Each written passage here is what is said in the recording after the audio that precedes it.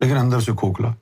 یہی حال آج کے لوگوں کا ہے، داڑیاں ہیں، امامیں ہیں، ساری ظاہری چیزیں ہیں، لیکن وہ جو اللہ سے تعلق جڑتا ہے قلب کے ذریعے، وہ تعلق نہیں۔ جس دن ہماری سمجھ میں یہ بات آئی تو اس دن ہم نے یہ سوچ لیا کہ بس اللہ کو دکھانا ہے۔ اللہ کہتا ہے ان اللہ لا ينظر الى صورکم واعمالکم ولکن ينظر الى قلوبکم ونیاتکم۔ اللہ نے فرمایا کہ میں تمہاری شکلوں کو نہیں دیکھتا، میں تمہارے اعمال کو نہیں دیکھتا، میں تمہارے قلب اور اس کی نیت کو دیکھتا۔ میں یہ بات جب سمجھ میں آ گئی تو اس کے بعد ظاہر کی طرف توجہ نہیں۔ حالانکہ اگر میں آپ کو اپنی پرانی تصویریں دکھاؤں تو میری اتنی بڑی داڑھی تھی، اتنی بڑی داڑھی، یہاں تک پاسپورٹ پر بھی وہی لگی ہوئی ہے۔ مجھے مسائل بھی پیدا ہوئے، پاسپورٹ پہ اتنی بڑی داڑھی کی تصویر، سرکار سے مل لیا، یہ یعنی ذکر چل گیا، کلین شیو ہو گیا، ایئرپورٹ پہ امیگریشن والوں نے بولا یہ تو تم ہو ہی نہیں۔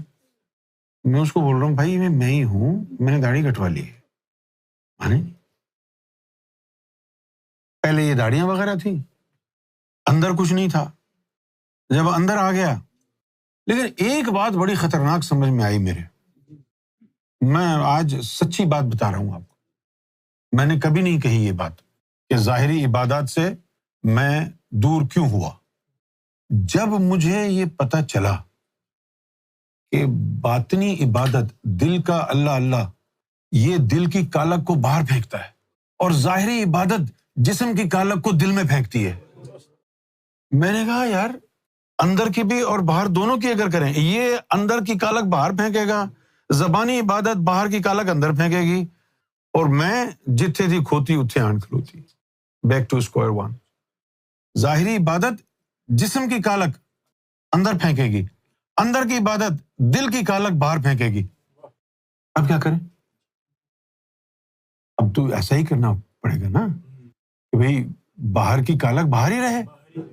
اب اس کے دو طریقے ہیں، کیا؟ یا تو آپ پر اللہ کی تجلیات پڑیں جو باہر کی کالک جل جائے، یا پھر آپ باہر کی عبادت ہی نہ کریں۔ اب یہ دوسری والی بات میں آپ کو تو نہیں کہہ رہا۔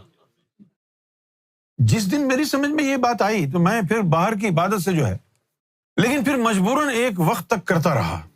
کب تک؟ کیونکہ سرکار کا فرمان تھا کہ جب تک اپنی آنکھوں سے اپنی ارواح کو، جسوں کو ظاہری عبادت کرتے ہوئے نہ دیکھ لو، جسم کی عبادت بند نہیں کرنا۔